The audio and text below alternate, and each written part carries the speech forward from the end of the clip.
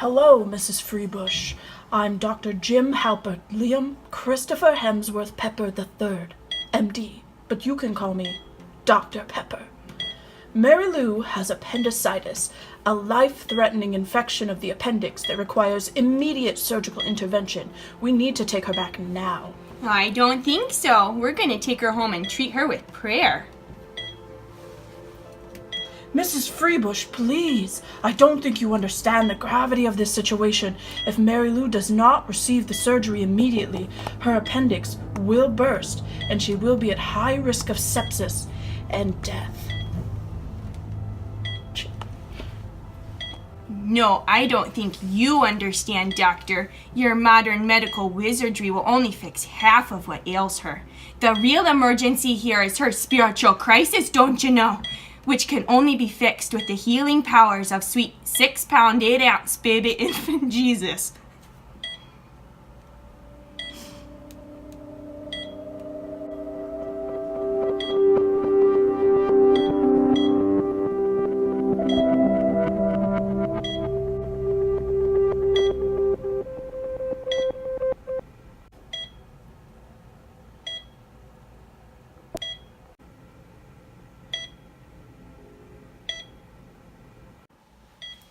Doctor, are you a religious man? This isn't about me. This is about what's best for your child. With all due respect, Doctor, as her mother, I believe I know what's best. And the answer is no!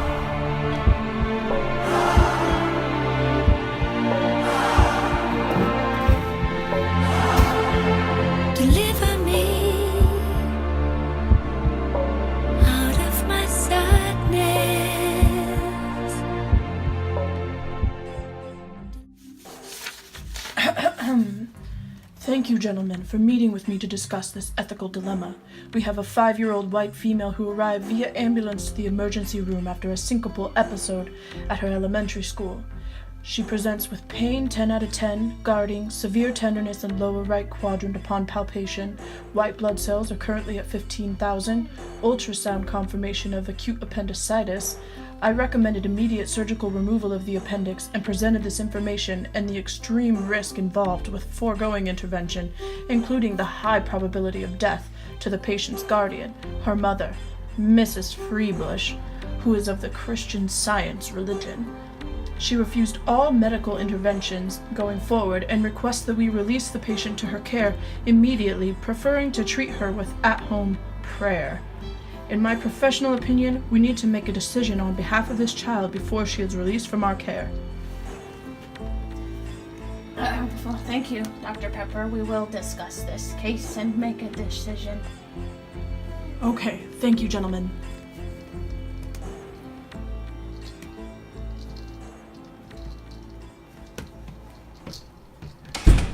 We need to make sure we address all three sets of interest in this case: the natural right of the mother to decide care for Mary Lou, the responsibility of the great state of West Virginia and this fine institution under the doctrine of parens patriae, and finally, what is in the best interest of Mary Lou herself.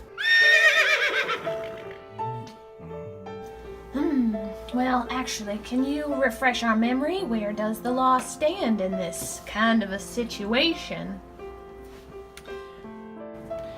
Parents have the right to make decisions regarding their children's medical care, but must yield to the state intervention if they fail in their legal duty to provide reasonable, necessary medical care for their child. Can we legally compel the mother to move forward with that surgery? It goes against all her religious beliefs and who we are to decide what's right. While I agree their religion needs to be respected, it's not absolute. Based on Dr. Pepper's assessment, in this case, death is imminent. The hospital is responsible for the care of Mary Lou, and in this case, moving forward with the surgery is in the child's best interest. Well-being is a complex concept. There is no straightforward way to calculate it. It may include the management of pain, Mary Lou's life expectancy, her relationship with her family members and community. The mother may be looking at the situation regarding the well-being of the family as a whole, and it is important we consider this family holistically. Ah, here comes the chaplain now. Sorry I'm late, gentlemen. I was doing the Lord's work.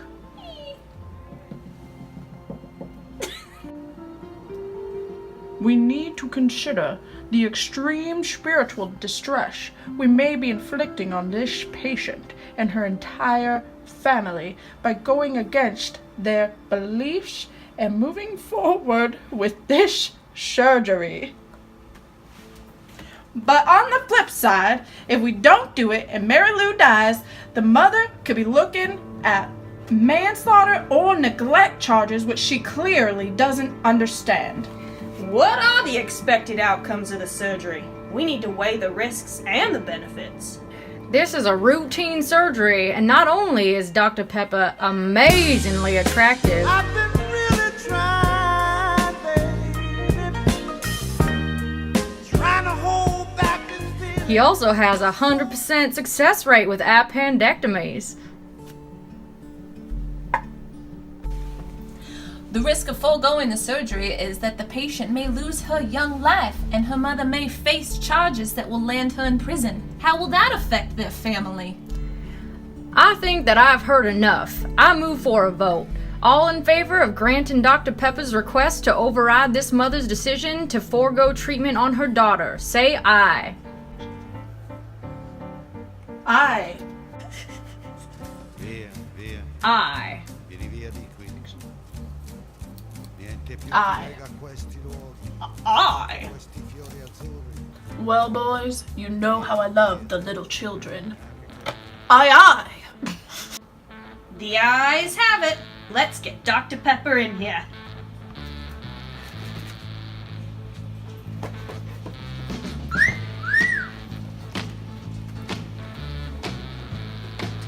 Dr. Pepper, prep the theater. Let's save this girl's life.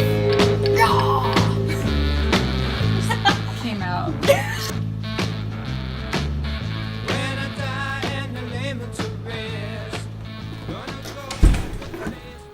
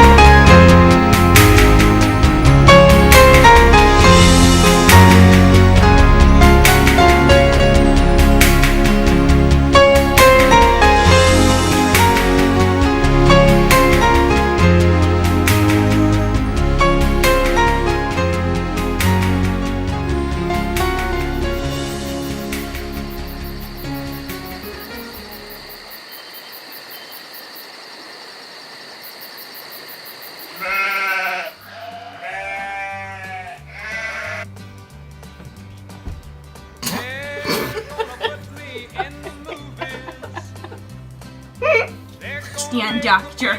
Your modern medical wizardry will only crisis, which can only be fixed with the healing power of sweet 8-pound baby. Damn it! you know, which can only be fixed with the healing power of the Sweet Pet Foundation. Responsibility of the great state of West Virginia and this. Be a big star, I'm sorry, God, I can't. play the part so well. My arm in the. Well, I hope We need to consider the extreme spiritual distress we may. Well, you know how I love the little children. Aye. hit the big time. And all I gotta do is act naturally.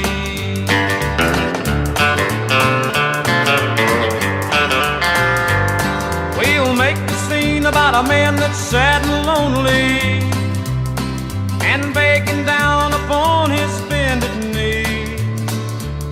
I'll play the part, but I won't need rehearsing. All I'll have to do is act natural.